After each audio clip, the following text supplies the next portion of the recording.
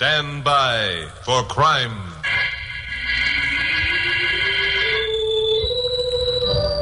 Hi, Chuck Morgan, KOP newscaster speaking.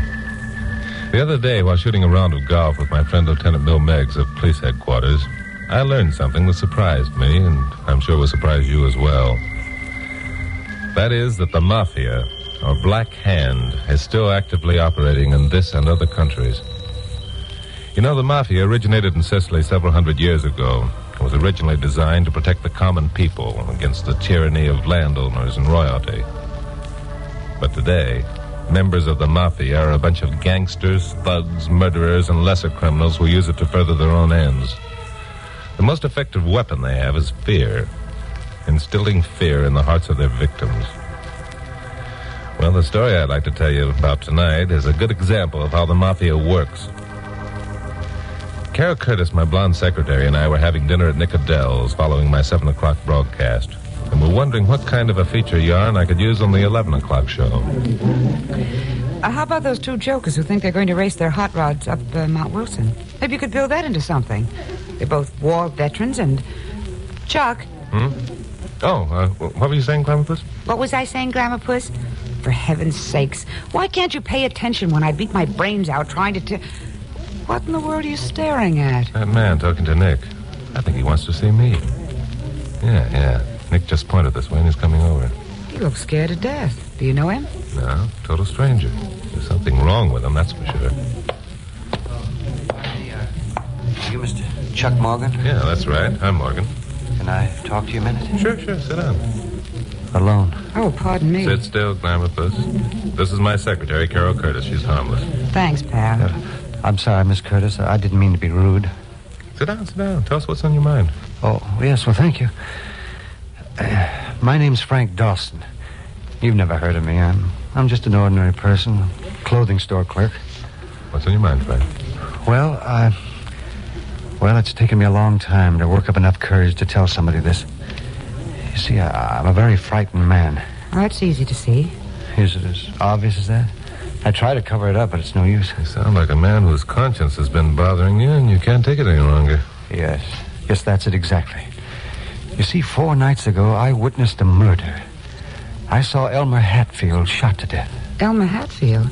Well, he's the councilman who was murdered for cracking down on rackets around town. Yeah, and the police have been in a sweat trying to find out who did it. Did you recognize the man who fired the shots, Frank? No, but I recognized the man who was driving the getaway car. Uh-huh. Who was that? Jack Stone. Now we've got a real fine situation. Jack Stone, head of the gambling syndicate, huh? Well, he's a logical suspect for the killer of the man who was trying to undermine his gravy train. You must have a good reason for not going to the police with this information. Yes, I have a good reason, Miss Curtis, a very good reason. And it's here on this card. Dawson reached into his pocket, took out a small white card, and laid it face up on the table. There was nothing on the card, except for the imprint of a black hand.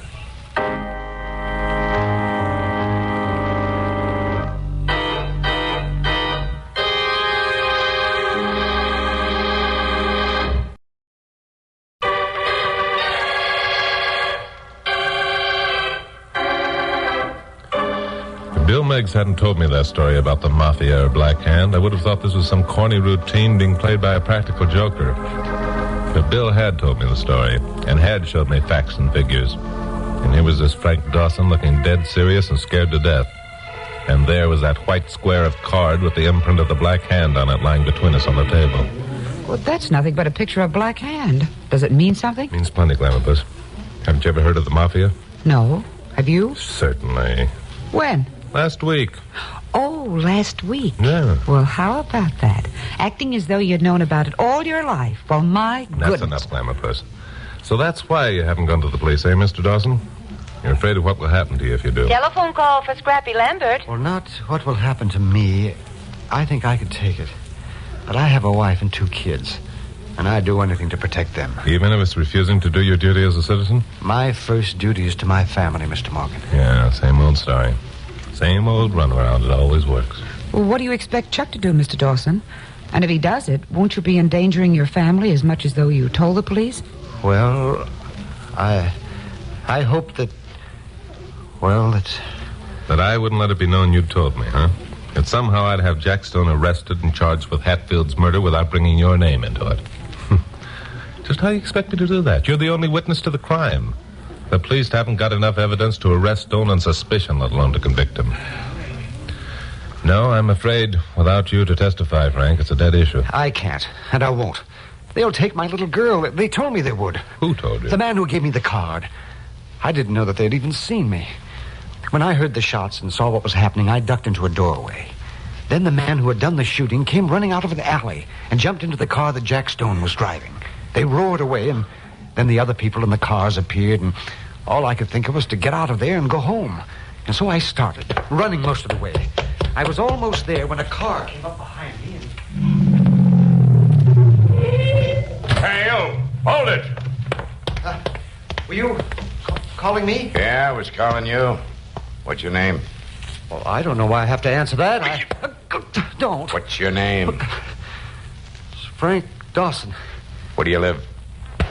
Come on, talk. 2 houses down the street. But don't hit me again. And talk pretty. Where'd you come from just now? From work.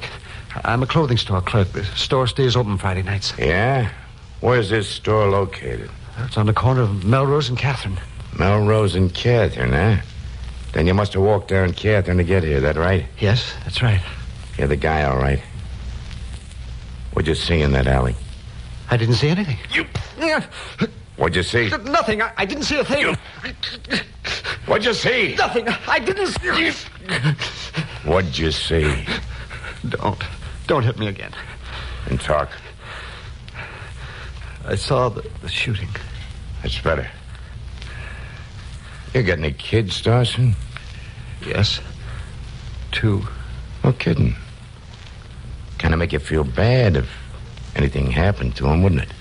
Oh, no. No, you can't. You mustn't. My kids didn't do anything. You can do what you want to me, but don't touch my kids. I thought so. You and your old lady'd be kind of put out if one of those kids should disappear and you never saw him again, wouldn't you? Why, you dirty... Not so fast. Just take it easy. I'll break you in two. You want some more? My kids! Nothing will happen to your kids if you're smart. Now, let's have a little rehearsal. What'd you see tonight?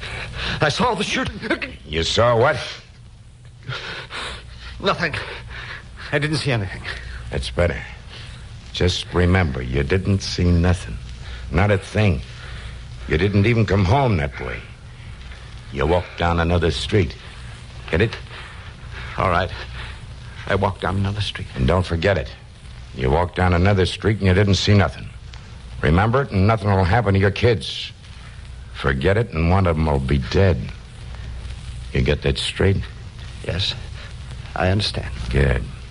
And just so you won't have a lapse of memory, here's something to keep it...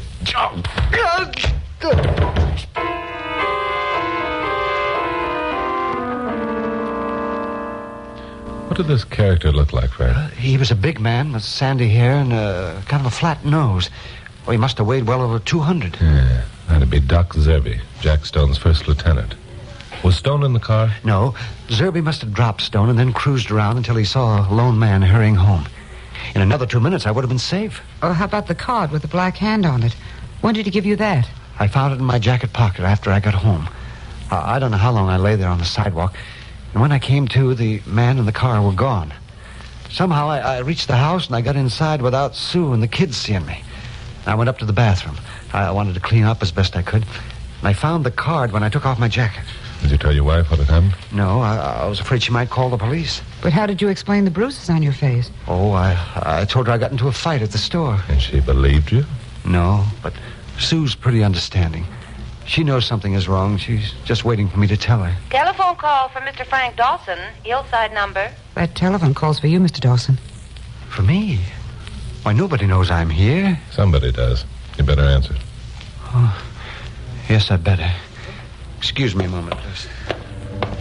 So Dawson went off to answer the telephone. And I had an uneasy feeling that the message he was about to receive wasn't going to be good. He thought that no one knew he was here. So what did that mean? It meant that he'd been watched ever since the night of the murder, just in case he was foolish enough to think he could get away with telling his story to the police or someone else.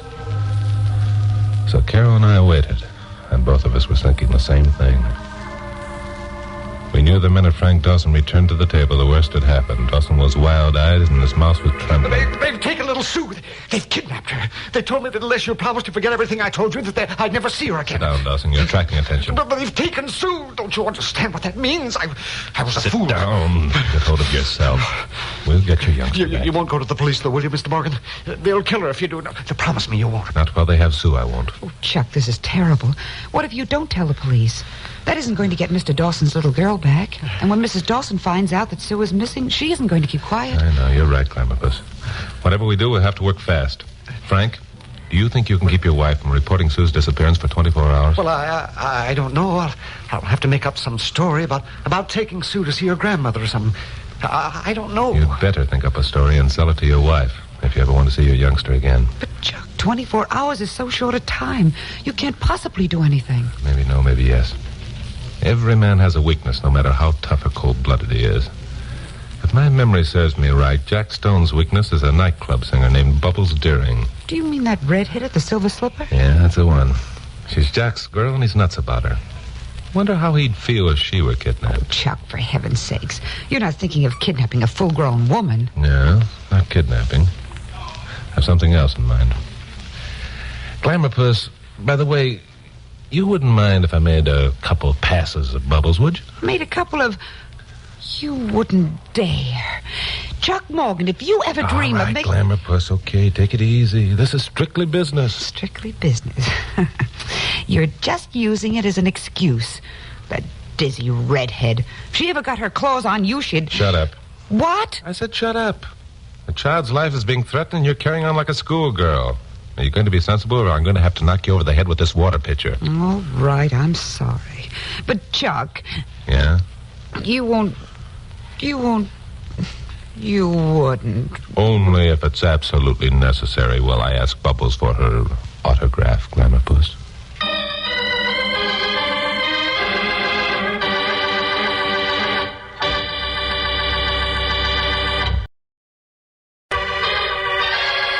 Now, the conclusion of Stand By for Crime. I haven't any illusions about my personal charm, but as a news reporter, it's my business to know all I can about what goes on in the underworld. The story about Jack Stone and his girl, Bubbles Deering, was common gossip. He'd imported her from New York about a year ago. And she hadn't been working at the Silver Slipper a month before he let it become known that Bubbles was his private property. A couple of guys had argued the point, but now they're in no position to argue or do anything else. So Jack Stone's chain of armor developed a weak link, huh? Well, if it was weak as I hoped, I might be able to cash in on it. So I sent Carol back to KOP with instructions to have a sub do my 11 o'clock broadcast if I didn't show up. And then drove out to the Strip where the Silver Slipper was located. I caught the tail end of the first floor show, which featured Bubbles doing her song and dance routine. And sitting alone on the edge of the dance floor, I did my best to let her know her act was being appreciated. I had the feeling she was aware of my presence. Afterward, I went backstage and found a door with a star on it. Yeah, who is it? Hello, Bubbles. What? Hey, what are you doing here? Well, I just thought I'd drop around, tell you how much I enjoyed your act. Yeah? Well, now you told me, get out. Wait a minute. I've got a proposition to make. I ain't interested in no proposition. Hey, does Jack know you're here? Jack? Who? Jack Stone, the guy who owns this place. Ain't you never heard of him? Well, now that you mention his name, I guess I have. Huh, you better had. The last guy who came prancing in here is dead. Sure, it's like that, huh? Yeah, it's like that. Now, if you're smart, you'll beat it. Well, I appreciate the warning, but first I've got to state my proposition. How about coming to work up in San Francisco for me at twice your present salary? Huh?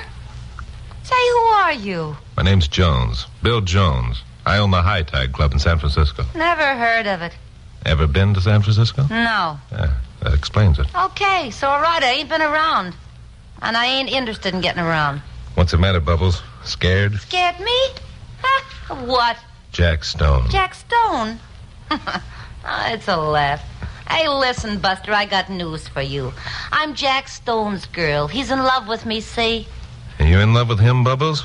Or do you just hang around here because you're scared of what will happen if you leave? I ain't scared of nothing. I tell you nothing. How do you like being someone's personal property, Bubbles? Not being able to even talk to another man. Only going out when Jack Stone says so. And then only to the places he chooses. You can't call your soul your own, can you, Bubbles? Ah, you're crazy. You're talking yourself right into a dose of lead poisoning. Pretty dull routine for a girl as young and pretty as yourself. What you need is freedom to move around without the knowledge that you're being spied on, without being afraid all the time. Yeah? You think I'll get that freedom in San Francisco? Jack's got connections up there, too. Not as good as mine. Stone may be a big shot down here, but up there he's small fry. You mean I wouldn't have to go around looking over my shoulder all the time? You mean I'd have protection? Plenty. He'd be as free as the breezes. Huh? I don't know. The guy's got me pegged. He'd follow me no matter where I went. He'd kill me. He said so. No, I ain't taking the risk. Well, you better think it over, Bubbles. It's probably the only chance you'll have to get out of this trap. Trap? Yeah, that's it. I'm trapped in this stinking club till Jack Stone gets tired of me and throws me aside. I can't go no place. I can't talk to nobody but Jack Stone and a couple of old biddies who wait on me. I hate it. Of course you do, Bubbles. Any normal girl would. Now, up in San Francisco, you'd be... Yeah, how am I going to get up there? How am I going to get out of here? Look, he's got guys watching me all the time. Yeah? Well, then they're pretty lax. No one saw me coming in here. Now, look. There's a plane for the north leaving Burbank in an hour. That'll give you time to go home and pack and get over to Lockheed. I'll meet you in the St. Francis Hotel tomorrow afternoon at 3 o'clock. Yeah, and, well, suppose one of Jack's boys asked me where I'm going. Jack's out of town in San Diego. I checked that before coming in here. If anyone asks you questions, tell him you had a phone call from him. He wants you to join him in San Diego. Yeah. Hey, yeah, you know, it might work at that. Sure. Well, it just might. Hey, Jonesy, you made yourself a deal. Well, see you at the St. Francis tomorrow.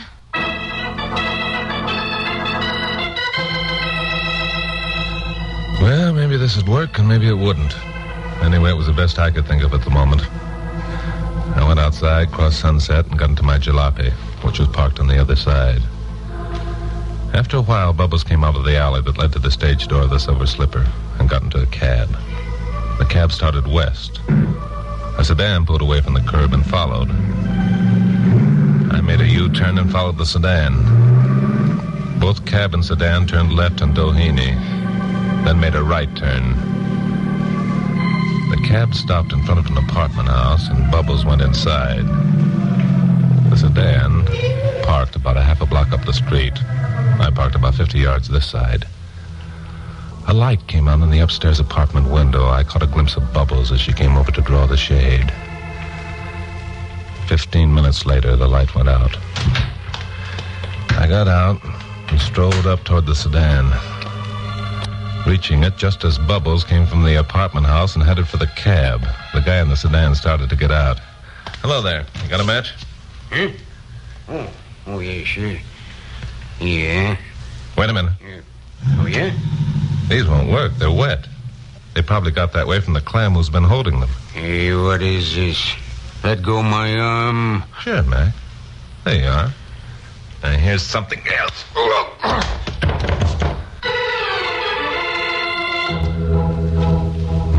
so far so good. Bubbles was on her way up north, and no one knew where she was going but me.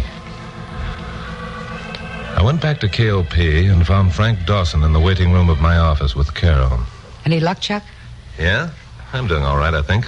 Did Bubbles fall for that winning smile of yours? Oh, never mind that. Go find Pappy and tell him to put on a sub for my 11 o'clock show. Well, where are you going to be at 11 o'clock? At the Silver Slipper, picking up Sue. Now get going. And remember, both of you, not a word to anyone, not even Pappy. It would ruin everything. So I went into my private office and called Lockheed Airport in Burbank and asked if Flight 183 had gotten off all right. They said it was just leaving the ground. So that was that.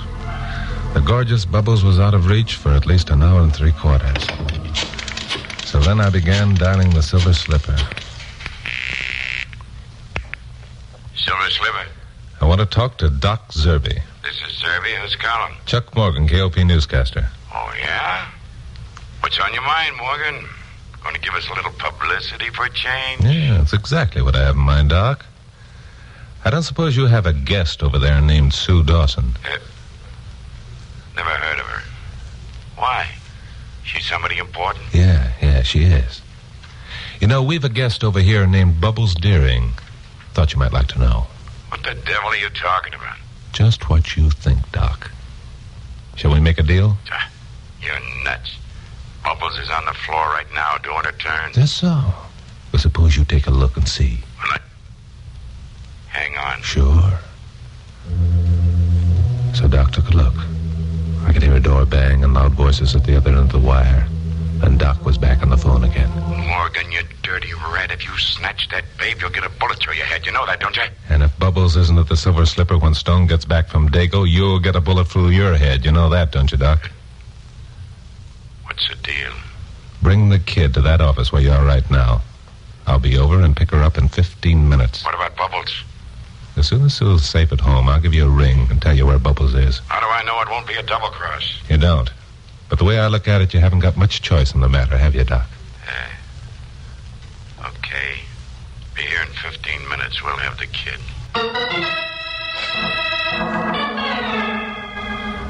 I knew what Doc was thinking. He was thinking he could snatch one of Dawson's kids anytime, but he couldn't get Bubbles back anytime, and he wasn't hankering for a hole in the head. So I told Carol and Frank Dawson to sit tight, and I drove out to the Silver Slipper again. The second show of the evening was over, and the handkerchief-sized dance floor was mobbed. I wandered around until I found a door that looked as though it might lead to an office. It did. Inside, Doc Zerby and a couple of his strong-arm boys were sprawled out in chairs. There wasn't any youngster in evidence, and I didn't like the sneering expression on Doc Zerby's face. I started to say something. And just then, a door across the room opened, and Bubbles Deering walked in.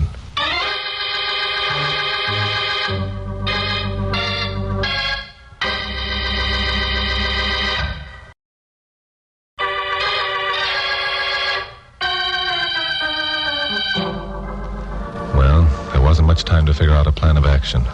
One thing I was doggone sure of. Bubbles wasn't on that plane to San Francisco, and that meant I was a dead duck. Doc Zerby started to speak, and one of his boys reached toward his gun. I put my hand behind me, jerked open the door, and jumped backwards, banging it shut. But instead of trying to lose myself in the crowded room, I flattened against the wall behind the door. The door banged open, and Zerby, his two boys, and Bubbles came pouring out. I jumped inside the office again, slammed the door, and locked it.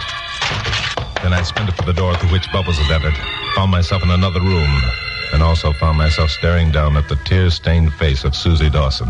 There was a window that opened onto an alley. I threw a chair through it, picked up Susie, and dropped into the alley. Just as the rear door of the club opened and Zerby and his boys came out. They started for me, and I started for Sunset Boulevard, holding Susie. A couple of bullets passed too close for comfort. Then someone was yelling. Chuck, this way. It was Glamourpuss. She was getting out of a squad car that had just pulled up to the curb. Bill Meggs and a bunch of cops and Frank Dawson were all on the sidewalk. I was within 10 feet of them when, of course, I had to stumble. I went down and cracked my head on the pavement, trying to keep Susie from getting hurt. That was the last I knew for quite a while. When I came to, I was in the back seat of the squad car, my head on Carol's lap. A cop was driving. Oh, what the... Hi, Chucky boy. Oh. I thought I told you to stay back at the office. Aren't you glad I didn't? No. I mean, yes. How'd you know where I was? Well, you told me, remember? Besides that, I listened in on the extension phone to your conversation with Doc Zerby. Oh, you did? Yeah, and that's how I knew Susie would be at the Silver Slipper, and it would be all right to tell the police. I wonder why I didn't think of that. Because you're honest, Chucky boy. You made a deal with Doc, and you intended to keep it.